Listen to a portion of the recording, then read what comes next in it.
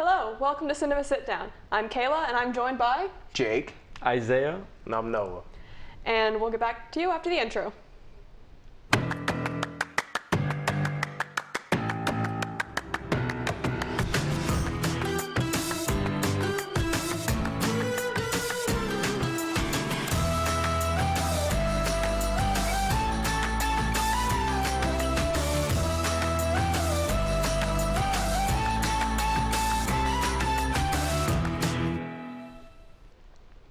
Welcome back. Our movie this week we watched was Rubber. Initial thoughts, anyone? So I think that the only thing that ever made sense in the film was what you see behind either camera 3 or camera 1. Sorry, I probably shouldn't have mentioned that. Anyway, it's the only thing that ever made sense was all the tires. In the end, there's all these tires that are lined up, and they're in front of the Hollywood sign, and that was the only symbolic nature of this movie would never make it to Hollywood. That's it. Like, that's the only thing that made sense. I think that's an accurate description of this movie. Yeah, it's a strange movie. You already know that from like the very beginning, like first 5 minutes. You kind of know what you're getting into, and if you kind of take it with that the whole way through the movie, knowing it's going to be weird, knowing it's not exactly going to make sense like a normal movie would, I'd say it's pretty enjoyable. It's funny. If you like weird movies, it's got that in it. So it's a movie that doesn't take itself too serious. You probably shouldn't take the movie too serious neither. I guess the real quick summary of the movie is as you can see the tires just roll around and figure out they can start messing stuff up, and so they just go around messing everything up. And it's I don't know, I feel like the director he understood the assignment. This movie is not to be serious, or it wouldn't make it in Hollywood like you were saying, but it's exactly where it needed to be in terms of weirdness. Yeah, I actually originally found this movie, and it's the reason I wanted to share it with you guys, because I have what I like to call a bad movie bucket list. It's essentially if I find a stupid movie either through a meme or Google or anything, I have to watch it. It's the reason I've seen this. It's the reason I've seen all the Sharknado movies. Don't do that to yourself. It's a Sharknado? I believe it. So, yeah, I've got a lot on there, and that's the reason I was just we should watch it. I don't know. Well, yeah, even when we were watching originally, you kind of talked about it being a bad movie.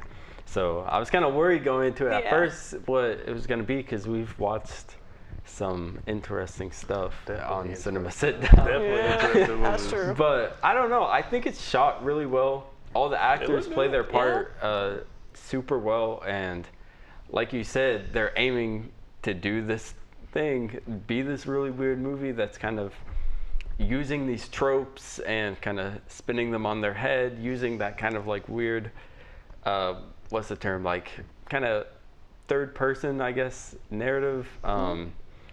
Breaking the fourth wall is what I'm trying to think. There it is. And I don't think it's a bad movie because of that. I mean, it knew what it was doing. It knows what it was doing, and it did it well. So, another fun fact about this film: it was made by a French producer by the name of Mr. Oizo. Look him up or not. And he made stuff with Skrillex and among other people. And he worked on the music for that film, this film, Rubber. He also has had a thing about cars, old 80s cars, the old Oldsmobiles, stuff like that. He always drives an Oldsmobile just to prove a point. Really? Yeah, that's. No, I'm not kidding you. This is all real. He just drives an Oldsmobile. Okay, two things. One, did you Google all this while we were watching the movie? No, I just know this. Okay, and two, kudos to you for actually knowing how to pronounce his name. Yeah. Because we're American. Yeah. Did you say he worked on the music videos for Skrillex?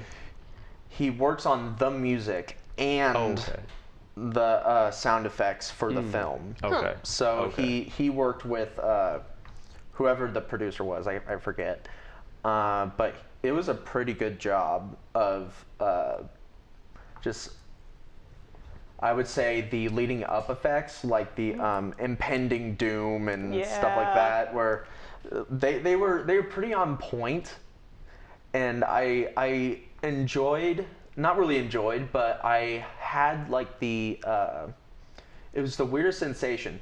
It's when the tire was about to do its thing, it was playing at a high frequency, and as you know. As you may or may not know, high frequencies from 4,000 to 8,000 hertz hurt. They hurt your ears, and I think that might have been a slight symbolism in that movie. So anyway, Yeah, I was gonna say in terms of sound design, working on this movie would be cool if you was the sound guy or the sound guy. Oh, yeah. All the way up until you gotta do the sound effects for, like people's heads blowing up, or, like when they blew up. What was that, like a rabbit or whatever? Just like I don't know, what do they call that? Where you just get the sound effects? Oh, you like make other things sound like other things. I know what you're talking about. I know The exactly term what it is. I have no clue. escaping me, but I I can't mean, think of it on my head. yeah.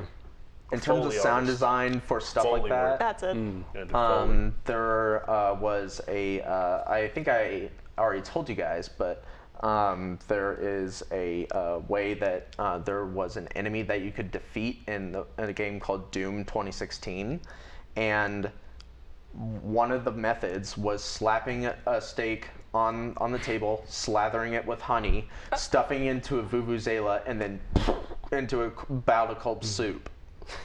Average Saturday. Yeah, Just exactly. Yeah, that's exactly how I want my Saturday to go. Okay. It was cool too, though, because it had a lot of silence in the movie. Yeah.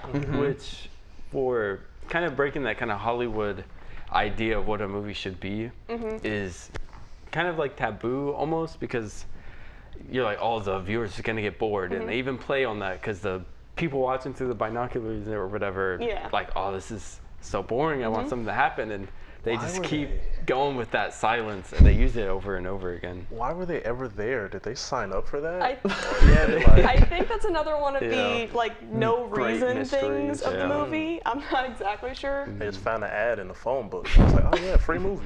And I was actually almost laughing at the guy who was like, I'm dying, like the weird glasses guy who was obviously a serial killer portrayed as, and it was like, at first it was like, oh my god, this guy is actually gonna die, and then I'm like, oh well, he's just faking it. Still going. He's still going. I think what kind of was more for me for that scene was more of like, in the previous scene with him, he pulls up all this food that everyone knows is clearly poisoned, and he's like, hey, you should eat all this food. Next scene, he's the one eating it, just as he's venting his life story, I guess. I think actually that's- didn't I think- follow that. I don't know. Would you call that Follow irony, that. or would you call that just like comedy? I don't know. I mean, I don't know. That scene was funny to me just because you know that he knows that they're poisoned. So it's just like these layers of, well, does he know what he's doing or does he not? And it's And just, like, even as he's I dying, don't he's know. literally like, you were supposed to eat that, not me. Yeah, But exactly. like, he It's kind of playing off of the. I would say that's playing off of the Princess Bride moment where they switch the wines, and then the character, I forget his name, thinks he's the smartest, but then the main character, one of the main characters that says "as you wish," basically survives the poison because he had been building an immunity to it. Both were poisoned, and I think that might have been some sort of like idea that could have been played on. So I can see it. and I don't know, I found the movie to be pretty funny too. We were kind of talking about the humor before we came on. For me, the funniest scene was the van, because I forget the guy's name now, but the guy who plays the sheriff, I don't think he No, had no. a name. Did he get named? Okay. I don't think That he was had my a favorite name. character. The Yeah, sheriff. he was. We'll He'd call be him like, pull your gun Yeah. down and shoot me. Sheriff. He okay. was easily my favorite character, and that whole van scene with him and the French woman, and that kind of going back and forth with the script. I don't know. I thought that was really funny, and especially when the guy in the wheelchair also just knocks on the window, Like, hey, and make you're it like, look "Who is this?" And it opens it up, and it's just like complaining.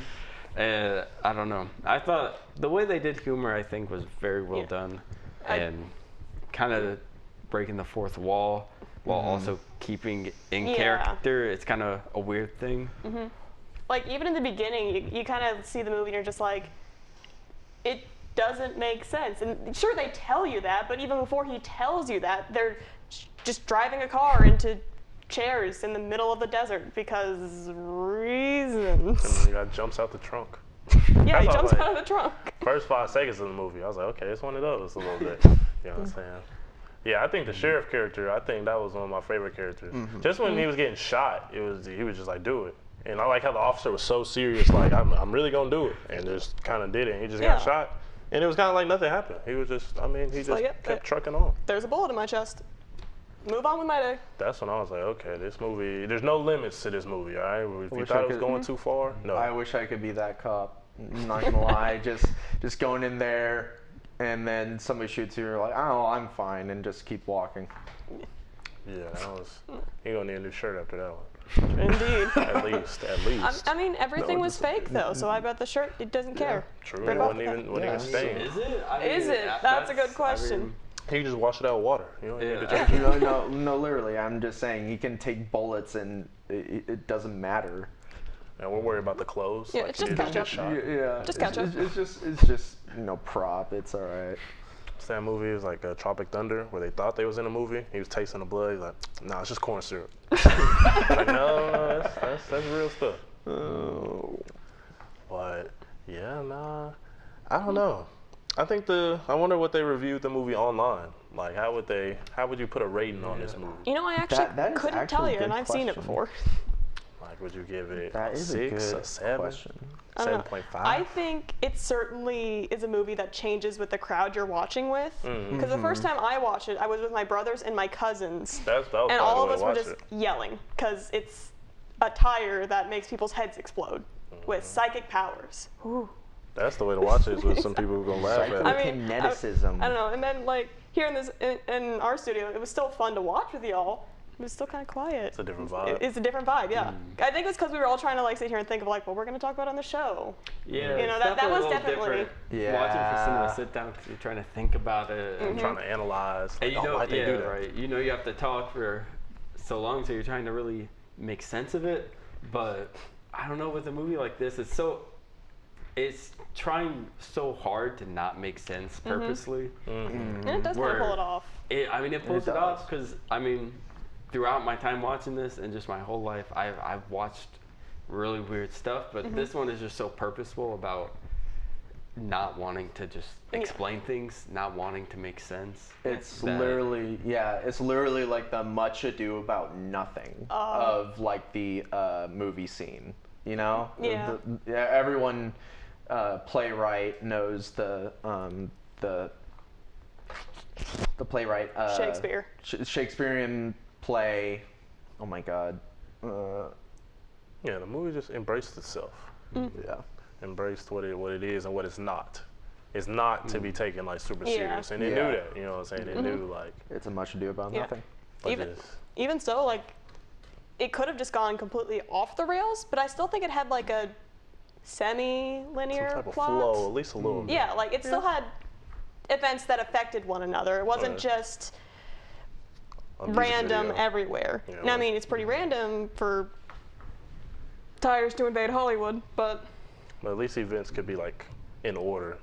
Like, oh, the kid on the bike was like, yeah, that tire is like blowing people's heads up. He's like, man, go get me a pizza. It's like, all right. so he And goes and gets a pizza, Putting that stuff on the pizza. which was the crow that the tire killed. Yeah. So it see, is like It did have like a little flow they to do the story affect to each it. other. I mean, it kind of still plays out kind of like a slasher or a type of horror film where you know, you see this kind of that like no personality kind of killer, and he's going around killing people. And then someone tries to say something about it, and they don't believe them. So it plays off all those kind of tropes, but it also has different layers it going around really with does. it. They call that the boy who cried wolf. Yeah. Honestly, the boy cried like, tire. That is a good allegory. yeah. The boy who cried tire. The boy cried tire. I wouldn't believe him I either. mean, that's not, that's true. yeah. I think one thing it's missing from your typical like blood and guts slasher film is the fact that everyone's like screaming and be like, oh my gosh, the killer, and like the act. There's no genuine fear. Yeah. No one's scared of the tire until it. Because no one could know to be scared enough. Until it kills you. Yeah, until it's too late. I think the only thing about the allegory that would not make sense in this case for the tire being the wolf is that no one, so people aren't afraid at tires at first. That's like the last thing you would see as, you know, like one of the last things you would see as a killer. So if you just walk up to a random tire that's laying on the ground, you're not going to say, oh, that's a dangerous animal. That's a tire. And I think what happened is that they just made a bunch of,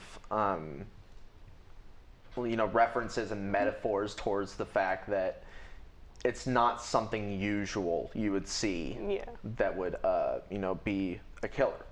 So. I wonder, was the tire like supernatural or like science? Was it like No reason. you know, like a ghost type thing, or like was it like it's gotta be aliens type supernatural. thing? Yeah. Supernatural. I'm thinking more like I ghosts. do and want to stuff. bring up something involving that.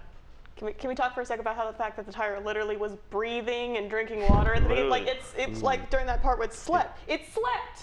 It did. Yeah. It It's did a take tire. a sip of water But it too. was breathing. It's alive. Supernatural. Supernatural. It was possessed. Yep.